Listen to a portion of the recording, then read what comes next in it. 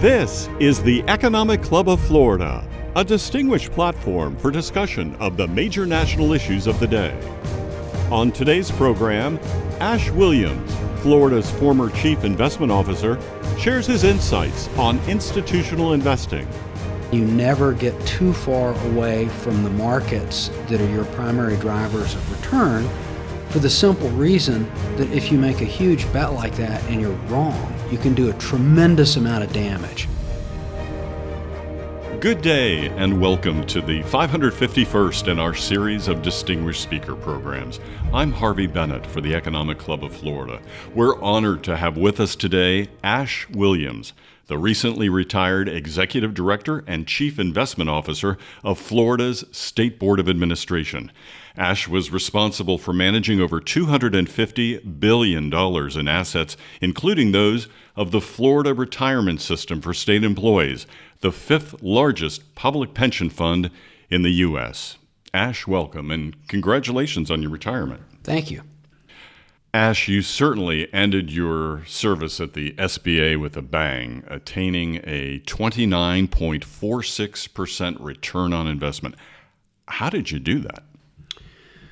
Well, there are several factors, Harvey. First, public equity markets provided a rising tide of returns, benefiting all of those who are invested. Second, private equity markets, venture capital, real estate, and other private asset markets were also robust. Thirdly, the SBA is a policy-driven investor with substantial exposure to the markets that appreciated the most. Fourth is the execution side of it. Even if everything's going great, if you don't have the ability to properly capture the returns, you won't benefit from them. And the SBA has an outstanding professional team of talented, experienced portfolio managers, analysts, accountants, lawyers, information technology professionals, and executive officers who know how to get the job done right, especially in a public environment with a high degree of transparency and accountability. You have, 100,000 plus state employees at any one time, including former employees. It's probably a lot more that are part of the system that rely on you and your team. It's actually 1 million. 1 million? Wow. 1 million. 1 million people who've given their lives to public service have earned retirement plans under the Florida retirement system. Some of those are conventional pension plans. Others are what are known as defined contribution benefit plans, which they have control of. But either way, our responsibility is substantial. And you folks, in the time I've lived in Florida, have always seemed to not only make the mark you were anticipated to, but to go beyond that, even in some very lean years nationally. I mean, you folks do have a stellar reputation. That's true. And I think you just hit on a key thing, which is we've done well in good times and bad. And the point I want to make here is that as institutional investors, a substantial part of our return is always going to be what the markets did in a given period of time. The reason is we manage risk very carefully, and you never get too far away from the markets that are your primary drivers of return, for the simple reason that if you make a huge bet like that and you're wrong, you can do a tremendous amount of damage. And if you're a long-term investor, you have to have investment beliefs. And one of our investment beliefs is that long-term equity markets will grow, capitalism will grow, and there will be earnings that will increase the value of securities over time. And therefore, if we remain invested over the long term, there will be volatility in the short term, but over the long term, you will protect and compound capital. And to your point, over the past 13 years, the SBA has returned an annualized 10.33%, which is about 90 basis points, or 0.9% ahead of target. And to put a price on that, that's over $15 billion in value added beyond what the markets provided. Wow. Will you be providing some lessons we can take home today and apply to our own personal investment strategies? I hope to. What are your thoughts on independent financial advisory firms, which generally provide fee-based advice only, versus using brokers and other traditional investment management firms who actually do the investing through products they usually have a stake in? Well, which business model your investment advisor has is up to you. And some investment advisors will require a minimum amount of capital before they will accept an account. So depending on what your personal situation is and how much money you have to invest, you may or may not be suitable for one of these advisors that takes a flat fee on the entire portfolio and then handles all the other costs out of that fee. I don't think you can automatically say that one is better than the other. The investment industry has become more and more sensitive to the need and appropriateness of being well aligned to their clients, which means fees have come down. Tools for the retail investor to use online are extremely good. If you want to get into structuring your own portfolio, there are what are known as robo-advisors or automated screens that you can access on the web that you will answer a series of questions that help define what your liquidity needs are, what your risk tolerances are, what the time frame or frames may be over which you're investing. And based on those things and your age and your physical condition and your work status and your savings, they will make some recommendations that'll probably be very well founded. I think the most important thing is the character of the individuals you are dealing with. If you're dealing with an individual stockbroker, for example, or an advisor of some sort, a financial advisor, it's very important you really understand that individual and how they get compensated, whether or not they are legally a fiduciary. If they are a fiduciary, that's very comforting because that means they are legally obligated to put your interests ahead of their own. That's critical. So, for example, at the State Board of Administration, all of us are fiduciaries to the beneficiaries of the Florida retirement system. And we take that responsibility very seriously for good reason. We're legally liable for it personally if we violate it. Ash, tell us a little about yourself and how it's impacted your life journey. Well, I grew up in Jacksonville, Florida. I traveled a lot.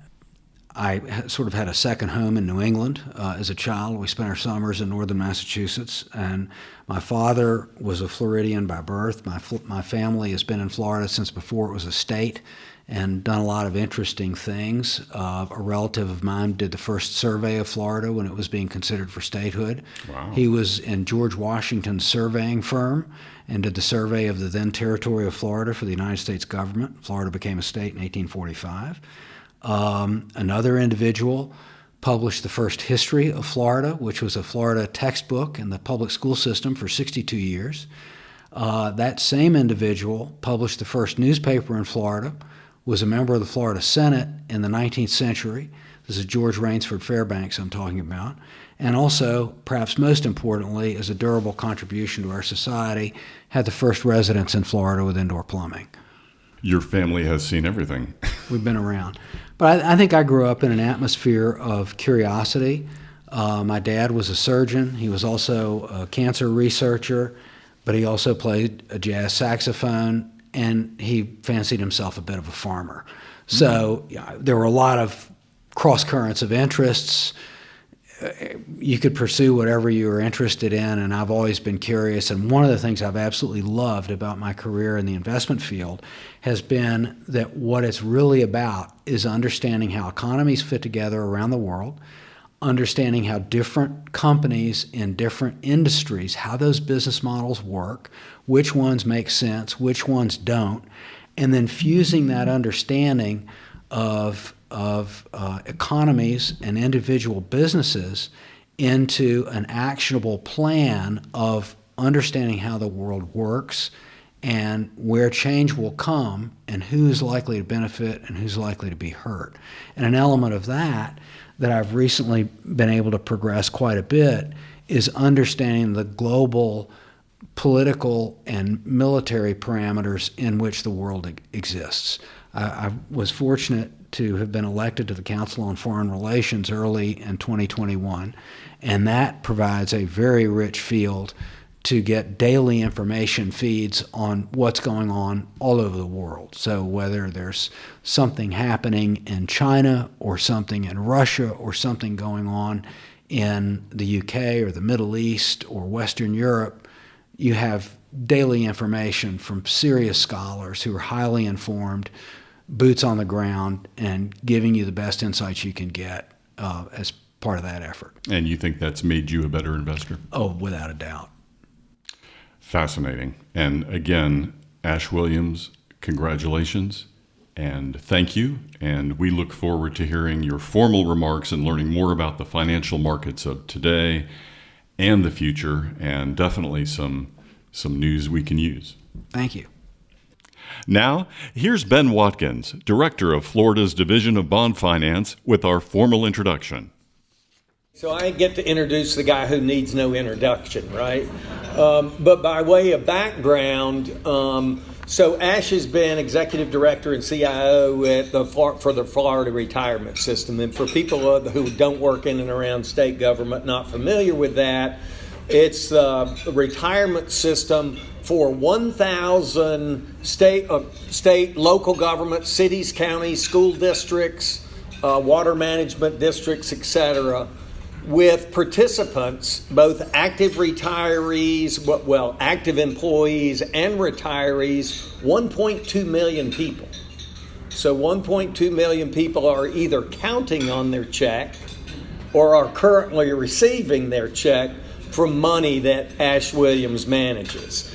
So Ash was in his first tour of duty was when I first came on the board, and then Ash went to New York and did that with Schroeder's, doing investment management and gathering asset for Schroeder's investment management, and then working for a distressed debt outfit, Fir Tree Capital.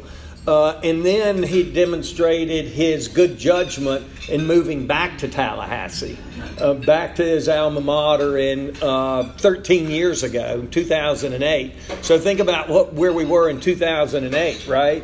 The market was down about 40 to 50% right after the great financial crisis. At the state board, we ran a local government investment pool, which is like a money management account for local governments. Well, that blown up because there'd been a run on the bank and they'd shut it down, so local governments weren't able to access their money. So that was the environment when Ash took over at the Florida retirement system. He's given generously of his time and expertise, both the national, state, and local level. Some just quick examples of that. Council of Institutional Investors. He's been in leadership positions in that association and organization, providing direction to that. National Association of State Investment Officers. Most recently been appointed to or elected to, or however you get into it, the Council on Foreign Relations, which is an esteemed organization of primarily business leaders, academics, and movers and shakers in Washington to keep track of foreign policy issues. FSU Board of Trustees, FSU Foundation, providing his expertise on investment advice. Community Foundation of North Florida. St. John's Church and the Diocese in the state of Florida, helping them with their investments. And as chair of this organization in 14 and 15. So, and when you think of names like some of our prior speakers, both Ash and John Bradley, who also is in charge of private equity at the SBA, bring national names for our benefit here. So think of David Rubenstein, founder of Blackstone, Greg Beatty at Hamilton Lane, Larry Fink at BlackRock, the largest fixed income manager in the world with $6 trillion in assets. Tim Geithner, former U.S. Treasury Secretary, Manny Medina, Q-Song Lee, who is one of the principals at Carlyle, another household name in the private equity business, and Jacob Lew, another former U.S. Treasury Secretary. So Ash and John have collectively been responsible for recruiting that caliber of speaker to come speak to our club. And make no mistake about it, when you have $250 billion of money to invest, people will find their way to Tallahassee. That otherwise we wouldn't see those people here.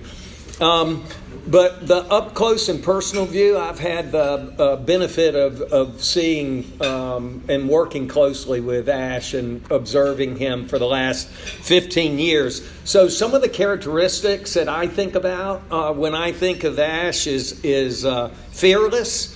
And I don't mean fearless as in charging into enemy fire. He's way too astute for assessing the risk associated with any particular set of circumstances. I mean fearless in the defense of things that he believes are right.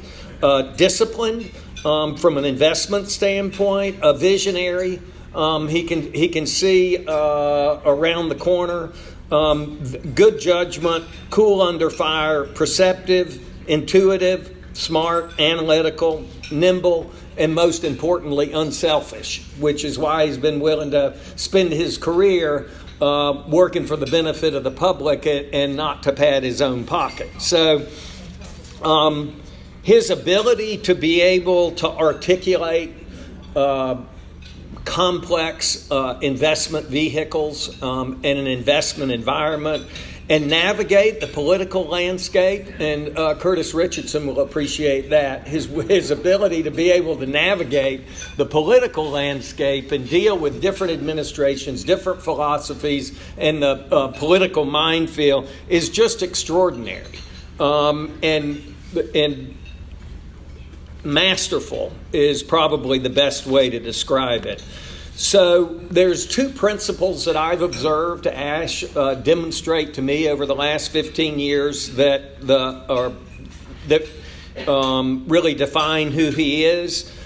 Doing the right thing and making sure that it gets done right.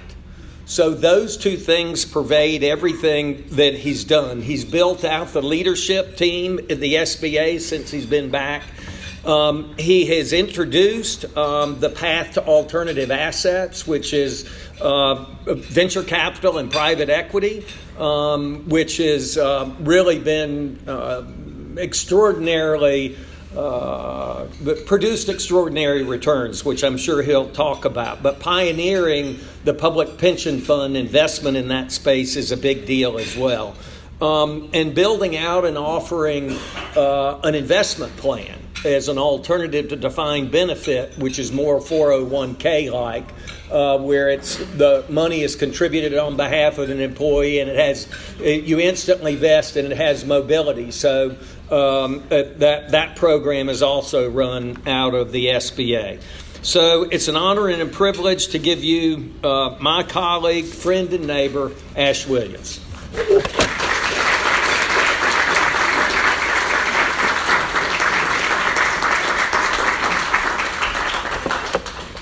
Thank you, Ben, for that very gracious introduction, and you covered it well. Are there any questions?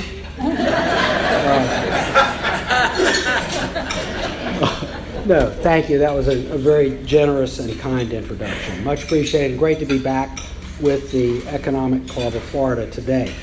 So, if it's okay with you, I thought we'd run through a couple of things. It's been a while since we've been together and had an opportunity to cover some of the things that might be of interest.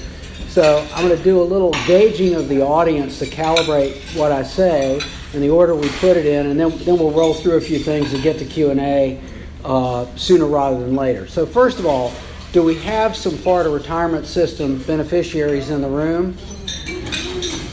Okay. Has everybody's check found its way to their account? Good. Good, because if it didn't, I have no idea where it is. Good to know. All right, so let's first talk for just a minute about the Florida Retirement System and the SBA. Then we're going to talk about how the SBA invests. Then we'll take just a minute and frame up where we are on current market opportunities and risks, and talk a little bit about personal investing. The way this session was framed is, how do you make a 29% return? The first answer to that is invest in a year when the overall market's going to do that well, and you'll be fine. But we'll talk a little bit about personal investing and then talk a little bit about some of the headwinds that are out there: inflation, geopolitics, slow growth, supply chain, little things like that we need to be concerned about. And if we can get through all that in half an hour, we will have done fine. Does that sound all right to everybody? All right, so let's roll with the Florida retirement system. In the last legislative session, there was a move in the Florida Senate to close the defined benefit side of the Florida retirement system, what's known as the pension plan. The Florida retirement system has two schemes: a defined benefit plan, which is a traditional pension plan where people earn a benefit through their years of service, and that benefit is then payable to them for the remainder of their life. And the value of that benefit has nothing to do with financial markets. The other style of pension scheme is what's called defined contribution. And as its name implies, what's defined there is the amount of money that gets put in every pay period by the employer and the employee. The amount of money that they have when they retire, however, is purely a function of the amount of money that was saved and the return that was earned on that money over the time they were working before they retired. And those two systems are sort of mirror images of each other, because the defined benefit plan leaves all the market risk on the plan sponsor or the employer, and the defined contribution plan does the opposite. It shifts all that risk to the employee. So you can say, is one better than the other? And I would argue, well, no. There are two different ways to do the same thing. You know, you can cut your hair with a knife, or you can cut it with a pair of scissors or with a clipper. They'll all do the job. What's the right tool? And on that, the real key is, what is the adequacy of income replacement that either of these schemes might provide? And that is a function of how it is funded and how the capital is compounded and protected over time. And I would tell you that with regard to the Florida retirement system right now, on the defined contribution scheme, the aggregate of what's going into that is 3% out of the employee's paycheck and 3% out of the employer, for a total of 6% of the gross income of the beneficiary. The rule of thumb in the industry is that number should be between 15 and 20%. So to begin with, you're underfunding your retirement under the current structure. Then you add to that the fact that we've seen very, very robust market returns over the past decade plus, which to a degree has pulled forward future returns.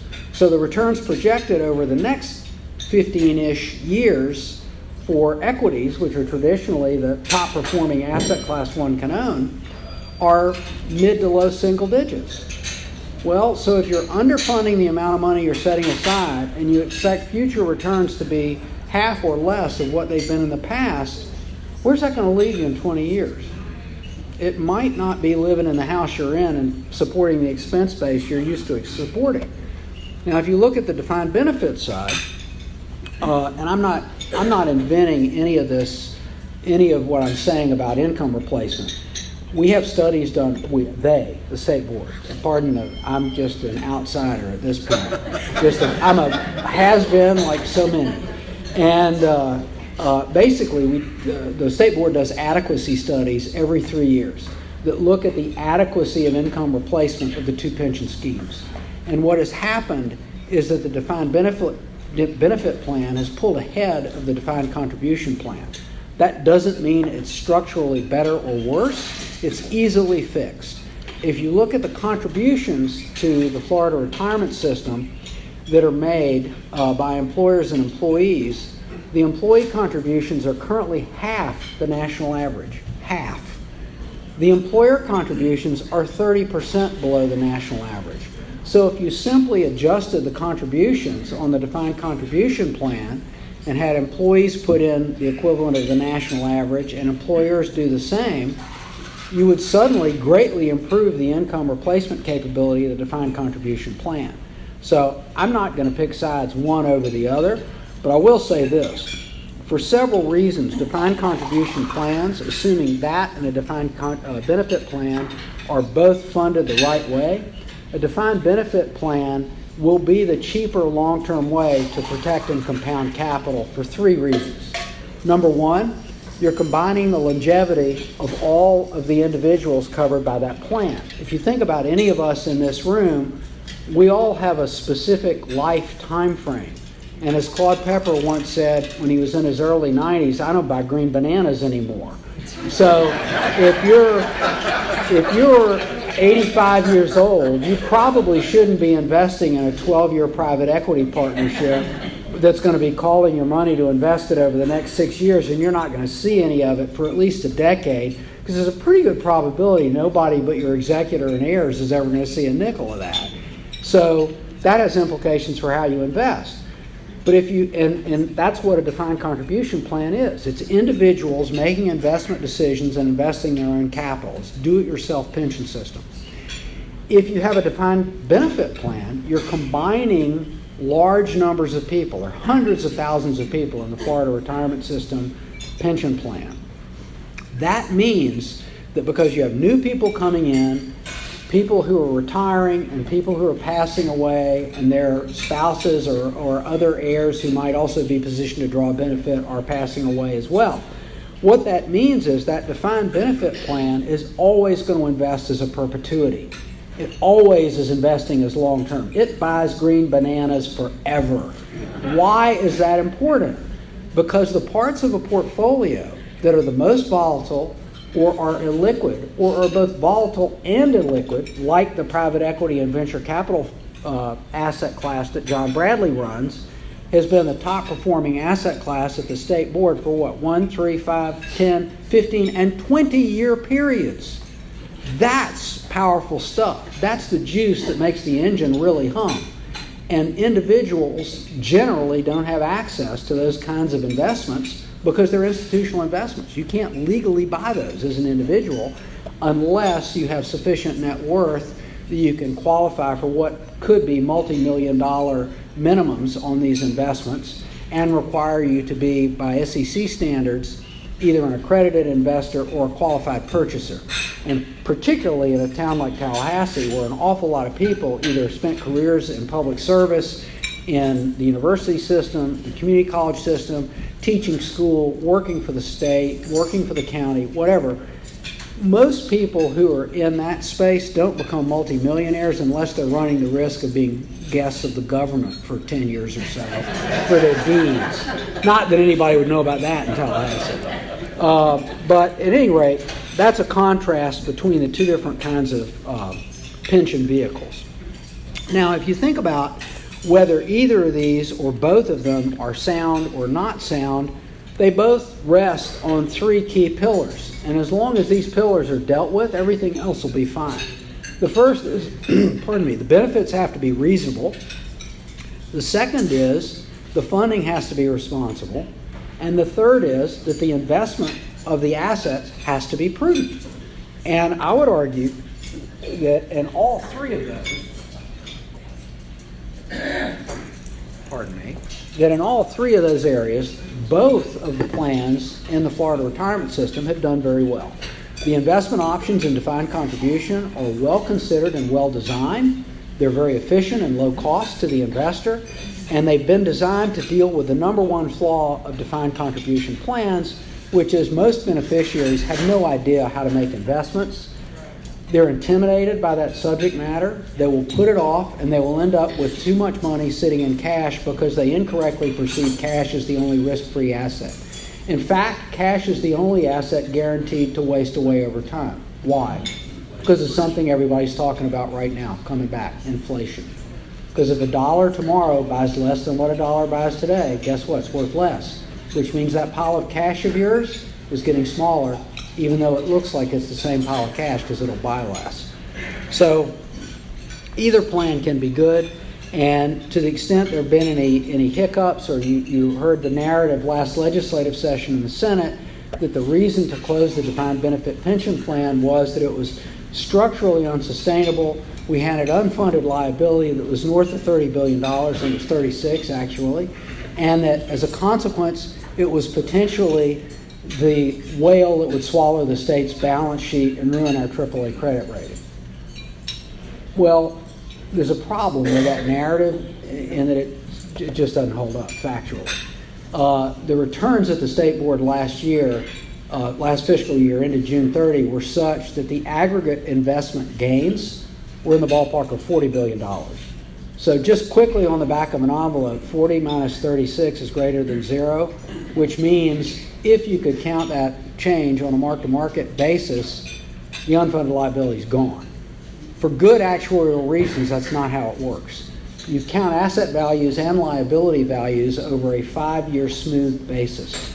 So on that basis, you'll only get credit for the remarkable investment returns of the past fiscal year to the tune of about 20% of those gains.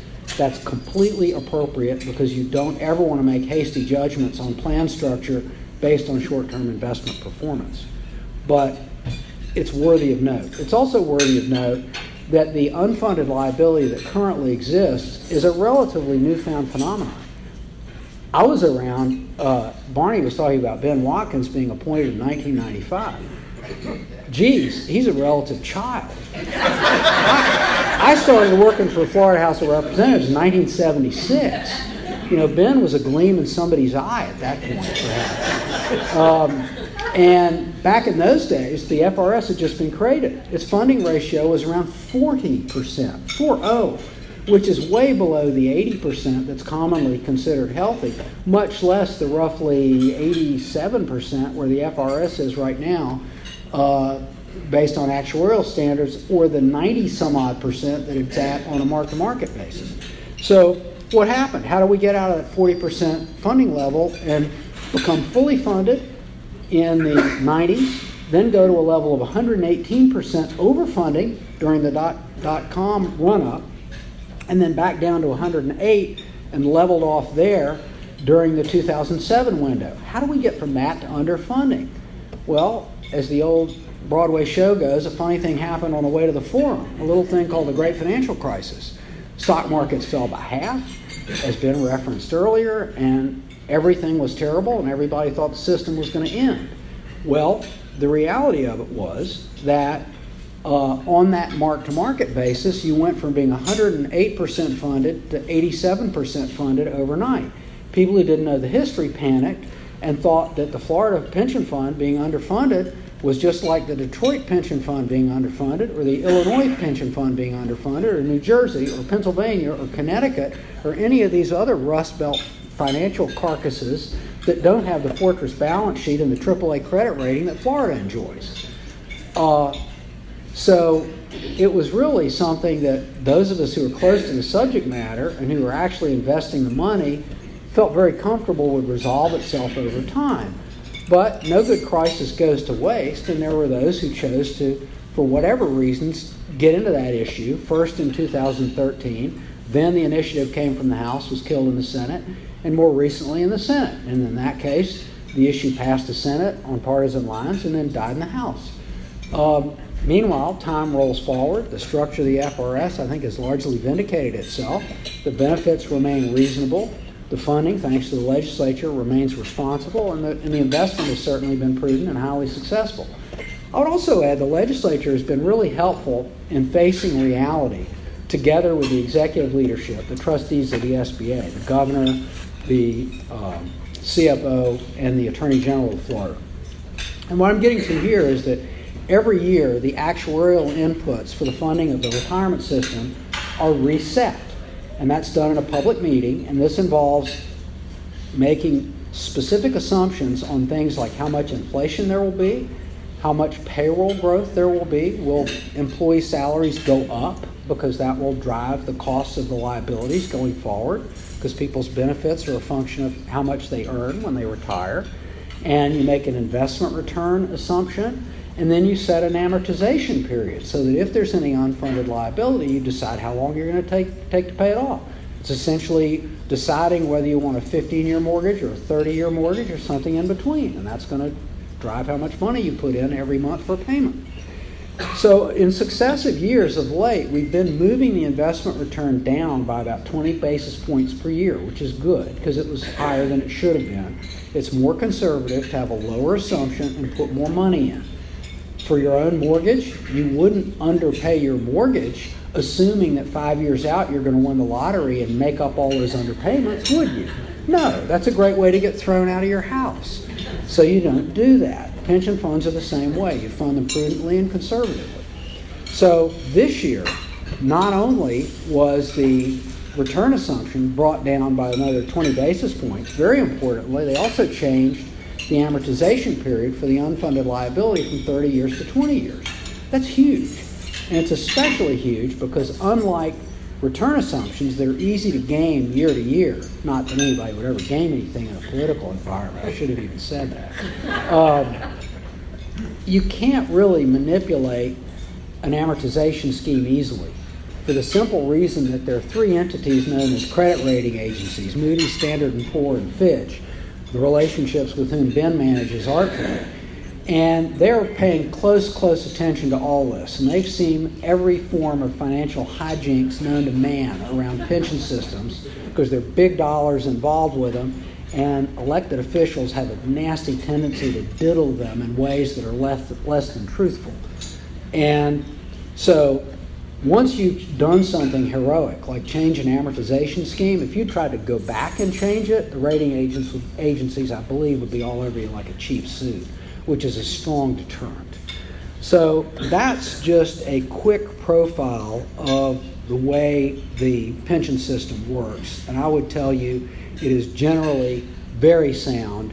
And the exception would be, if I were going to do structural reforms, I think steps should be taken to make the defined contribution plan, the Florida investment plan, a more capable engine for replacing lost income in retirement for beneficiaries.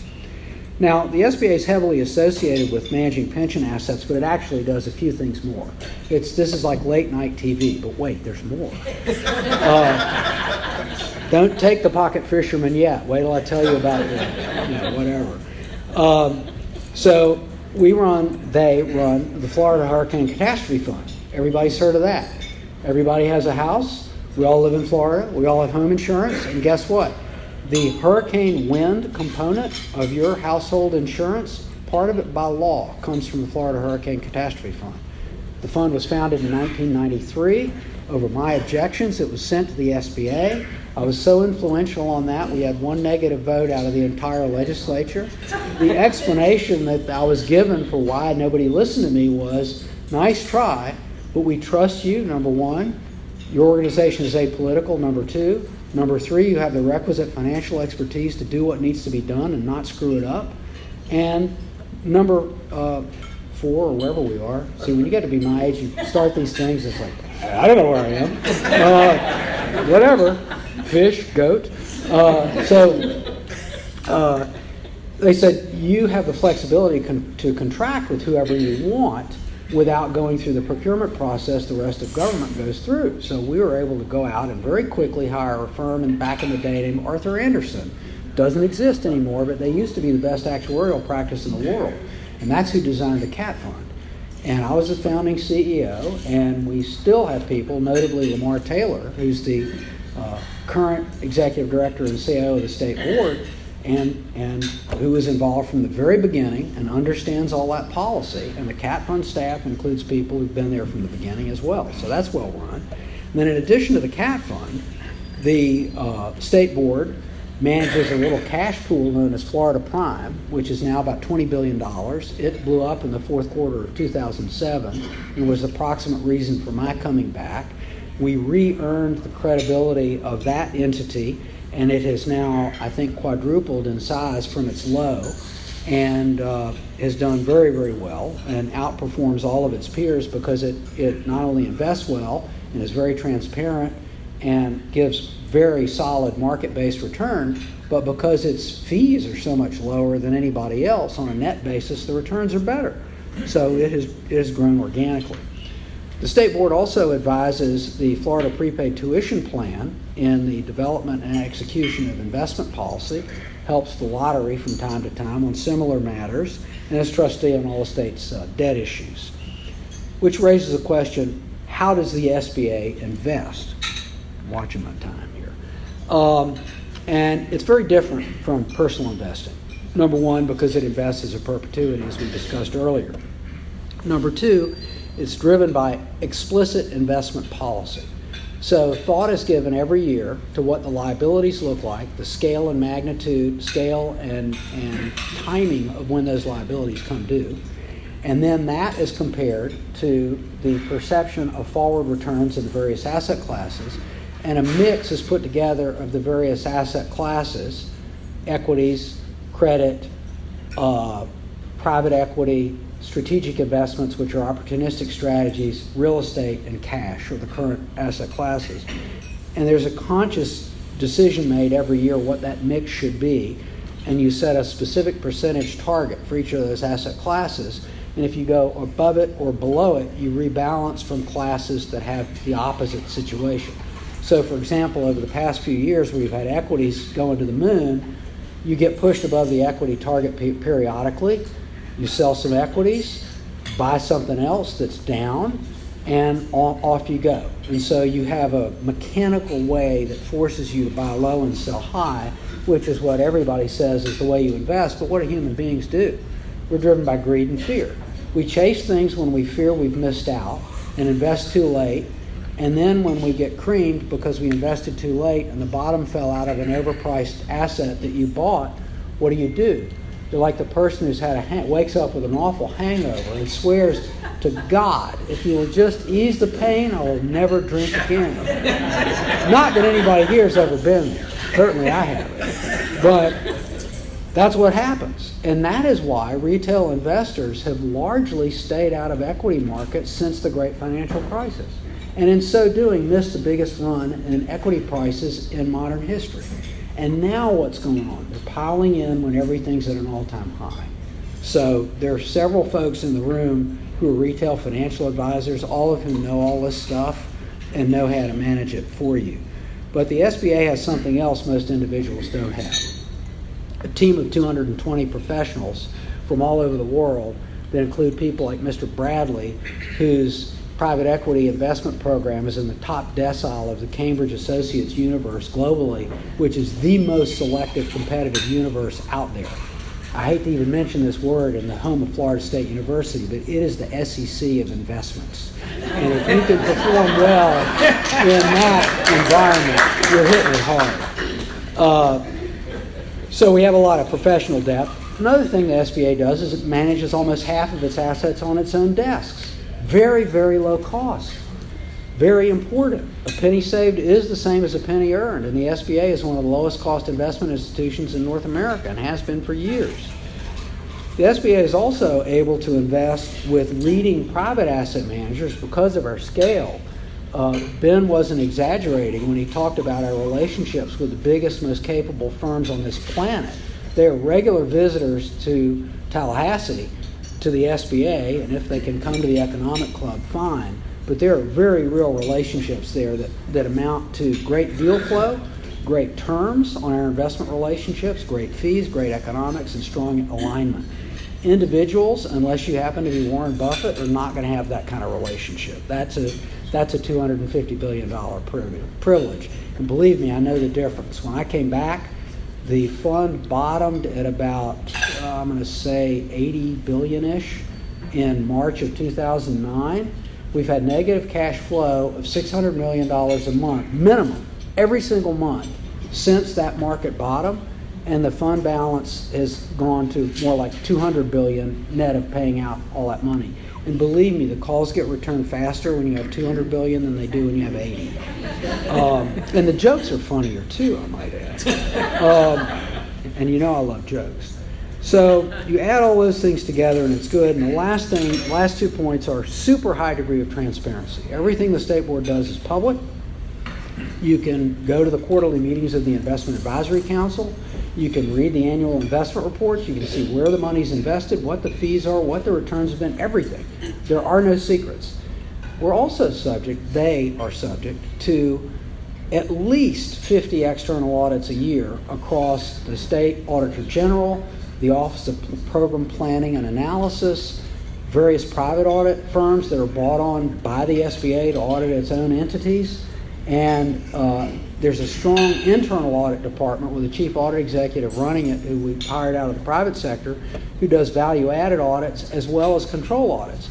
And you know how many material audit exceptions there have been in the past decade? Goose egg.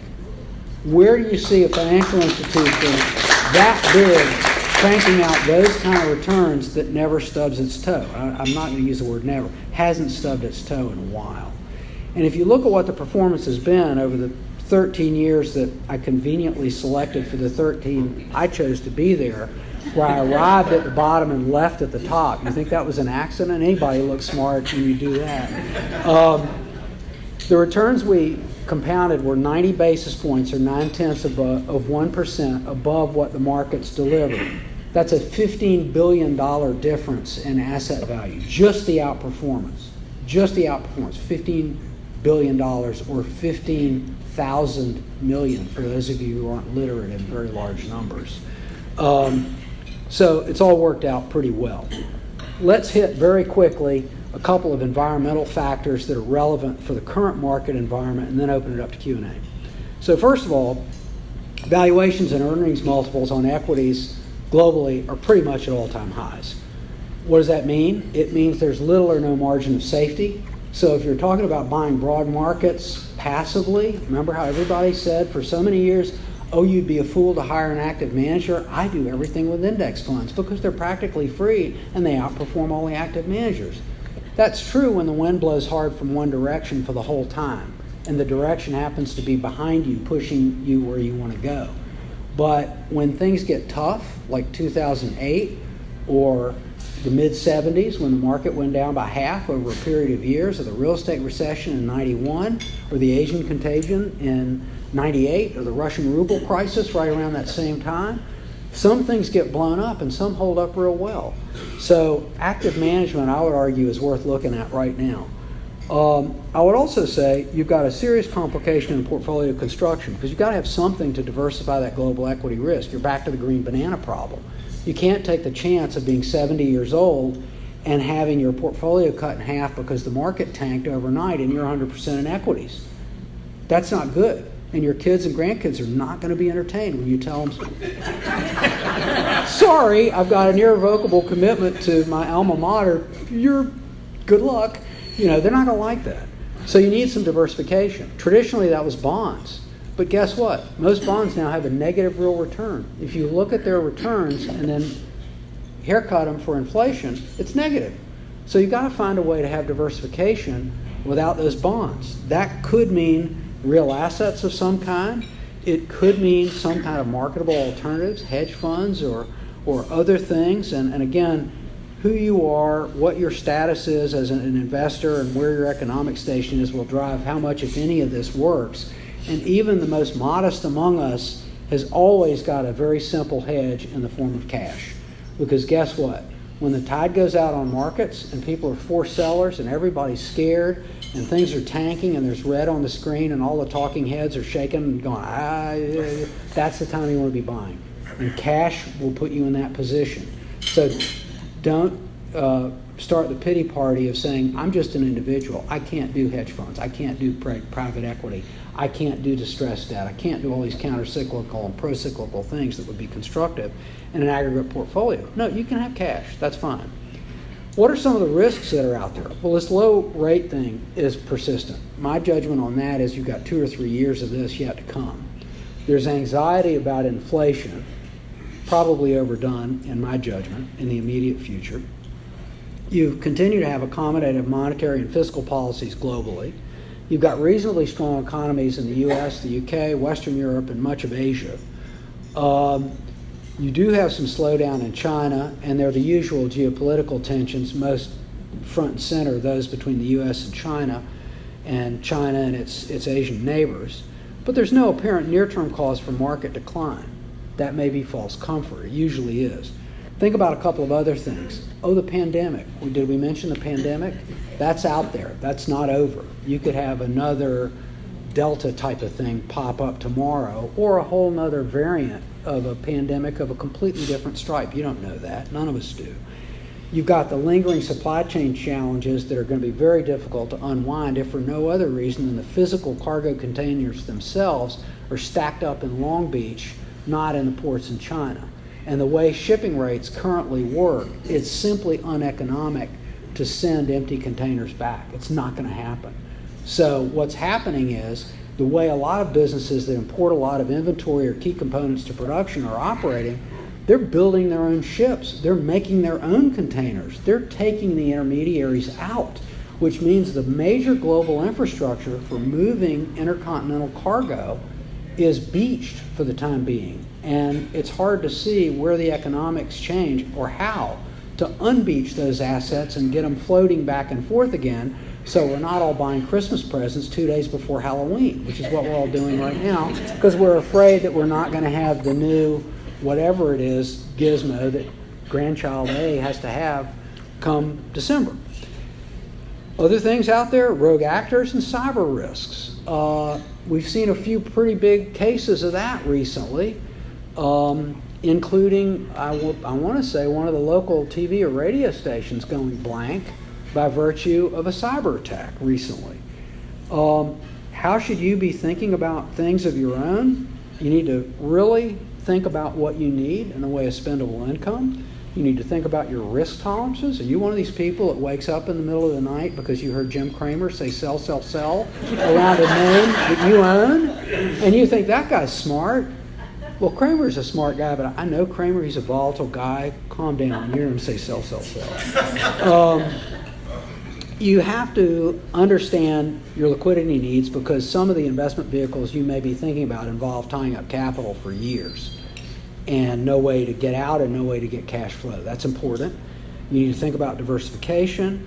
And most importantly, you need to know what you don't know and never kid yourself. If I had a nickel for every person who would ever come to me and say, you know, I've got all this money and this guy who had a beanie in a box and it was going to cure the common cold and make things levitate and turn lead into gold and make cars run on water, and it seemed like a sure thing, and I talked to all these people and they felt great about it, and I put my life savings into it, and now it's valued at a tenth of what it was and there are no buyers. What do I do? And the answer is pray, because you're done.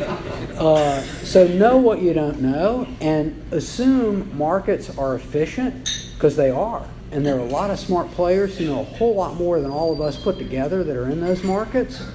And do not assume, don't make the mistake that a professor named Stuart Brown out at FSU labeled in some work he did, the illusion of control.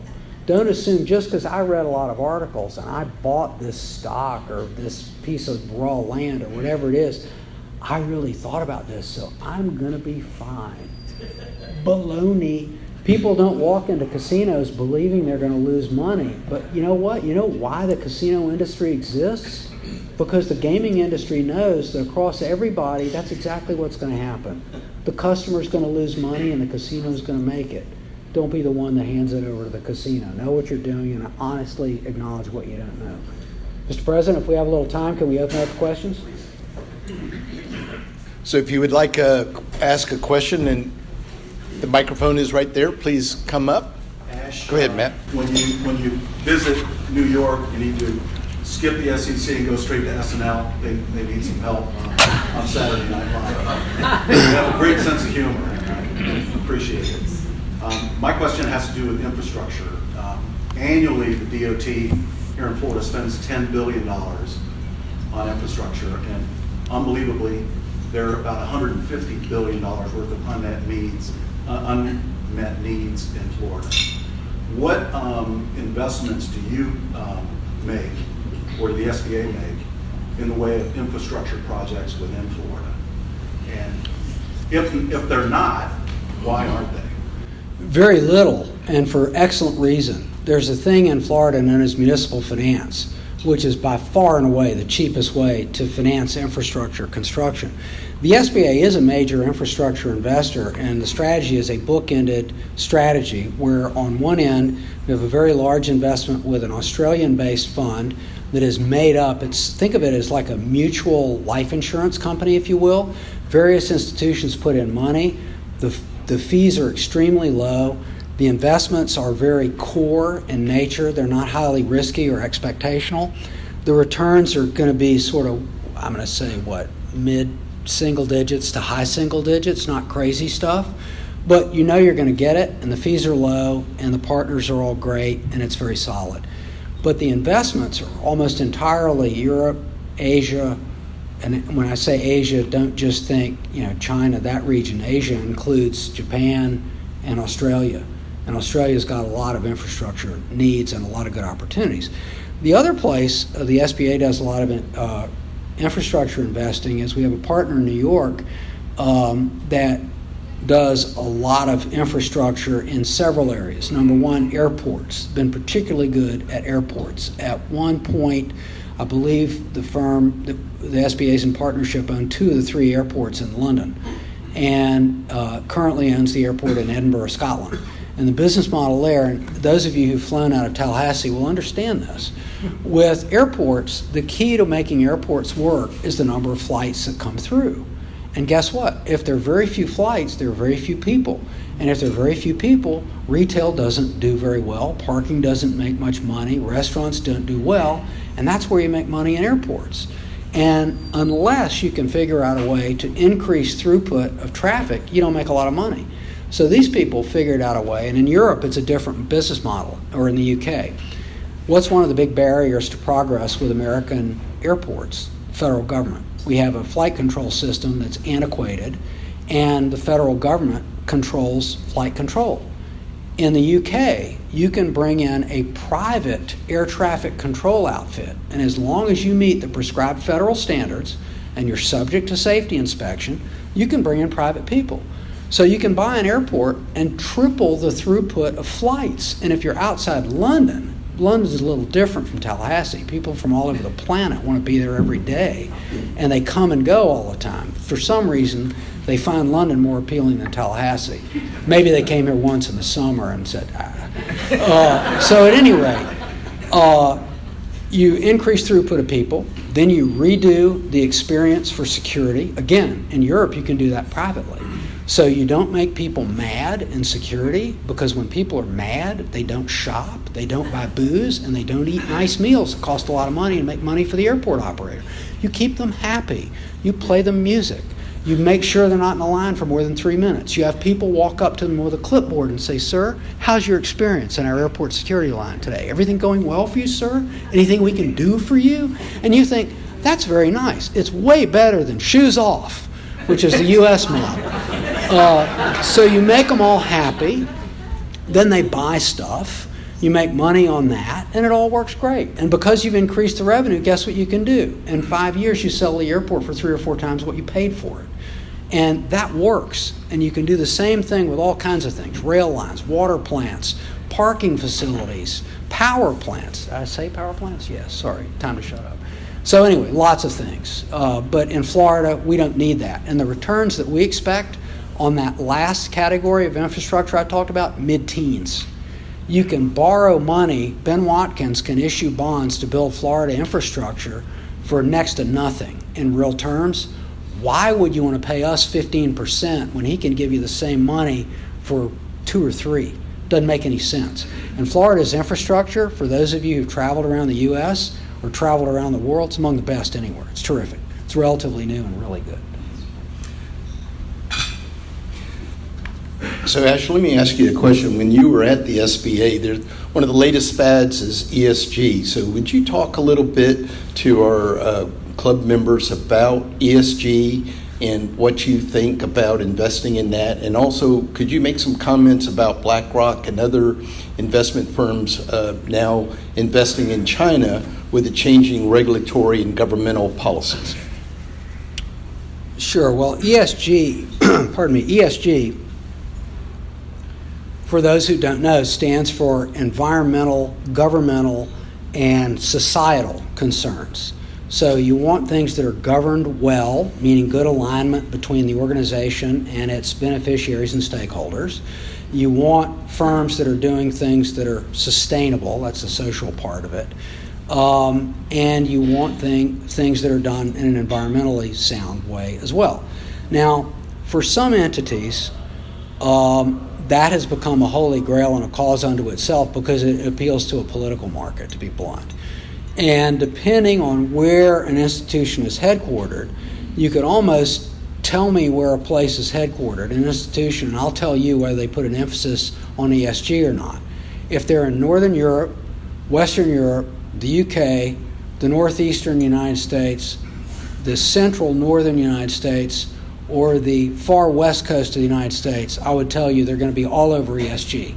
If they're in Florida, Texas, Arizona, New Mexico, not so much. Now that doesn't mean that there's a callous disregard for the environment, for sustainability, or good governance. Quite the contrary. As Ben mentioned in the introduction, the SBA was one of the founding members of the Council of Institutional Investors back in the mid-'80s that is the largest corporate governance organization in the world. I've chaired the executive committee there twice, and most recently stepped down from 3 consecutive terms there. And we're very concerned about corporations doing the right thing and being well aligned with the people who own them, which are places like the Florida retirement system. But the way we see these things is they are integrated into investment decision making at the security and strategy level, not a product that you go buy to bolt on to the rest of your portfolio, which is the way a lot of this got started, because people were creating ESG-based funds and selling them as products. Now, what Barney just touched on with BlackRock was a little bit different. The chief executive of BlackRock is a gentleman named Larry Fink, and Larry writes an annual letter to investors and chief executives that's a philosophical piece, and he stirred up a whole lot of hot water a year or so ago, which he enjoys,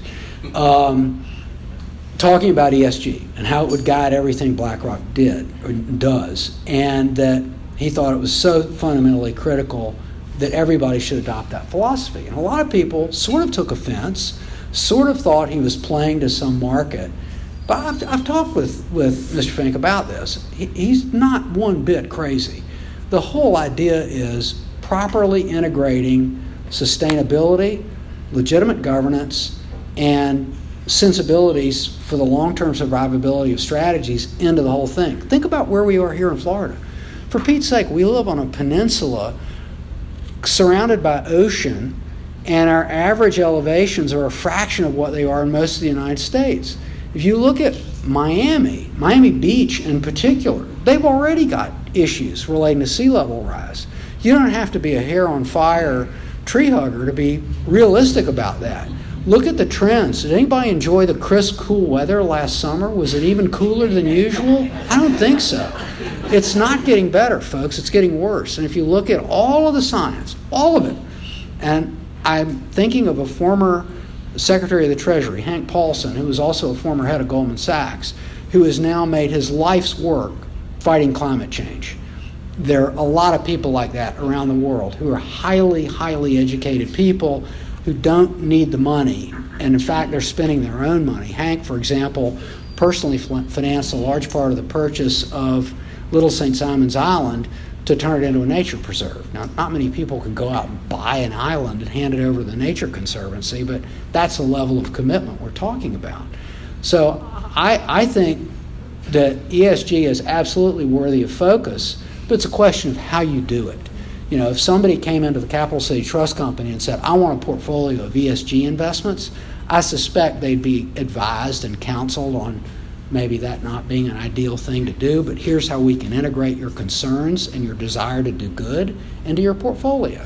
And I think that's the right way to think about it. How about China? Okay, China. So China is the second largest economy in the world.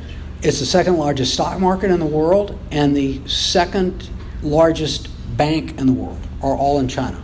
And yes, they're communists. Yes, there are tensions between the U.S. and China. Yes, they have aspirations that don't necessarily map well to us. And when you talk about the ESG, who is one of the biggest carbon polluters in the world? China. Who else? Same neighborhood, India. Difference is China has embraced a fairly aggressive goal to go carbon neutral in their economy. And I guess what I would say about China is let's set aside all the politics and ask the question, can one prudently invest in China? And should a public entity like the State Board or the Florida State Foundation, should they be invested in China, or should we see China as an enemy of the state and therefore proscribed, redlined for capital allocation? And I would tell you it would be less than prudent as a fiduciary to ignore the second largest economy in the world, the second largest stock market in the world, and the largest growth market in the world. Think about what really drives economic activity. It's household formation. When all of us were young and first married and got first homes, think of all the stuff you had to go out and buy to do that house. I never in my life thought about stuff like draperies until I had a house. And then you down the road you're building, your 15th house, and the person doing the interior said, "These drapes are going to be spectacular, and they're only $35,000." And you go, "What? Please." So there's the number of millennials in China, which are young people who will be forming households and spending money, is equal to the entire population of the United States of America.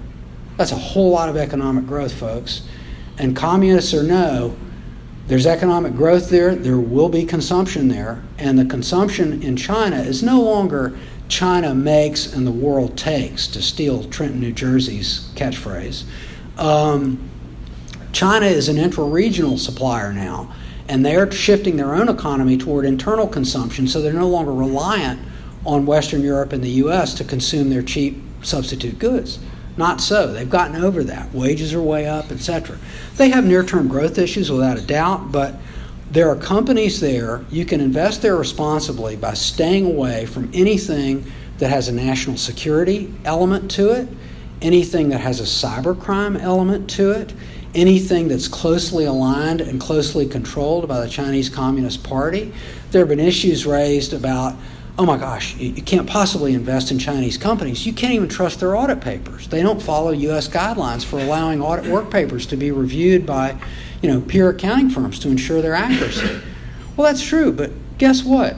Investors don't make investments based on accounting statements only. That's an input for data. It's not the only thing. And when I look back on history, I remember firms like Sunbeam, Enron, Bernie Madoff. I seem to remember lots of things right here in the U.S. that were subject to all U.S. regulatory standards, all U.S. accounting standards. There were frauds anyway, hiding in broad daylight.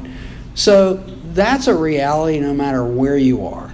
And I think it can be managed prudently and appropriately. And if you can create the right partners, and I would say these are not markets I would invest in passively, under no circumstances, because there you are handing the keys over to somebody you're not aligned with. Invest in them actively with partners you know and respect, who have expertise in the area and boots on the ground, and I don't think you'll regret it long term.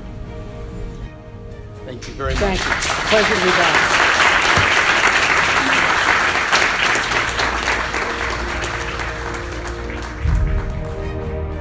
You've been listening to Ash Williams, former Executive Director and Chief Investment Officer of Florida's State Board of Administration, speaking before the Economic Club of Florida on November 4th, 2021 in Tallahassee, Florida.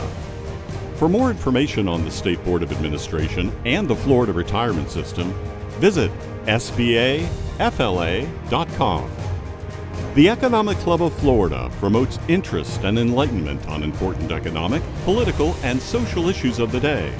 To learn more, including how to become a member, visit our website at economic-club.com. This program was recorded at the Governor's Club in Tallahassee, Florida.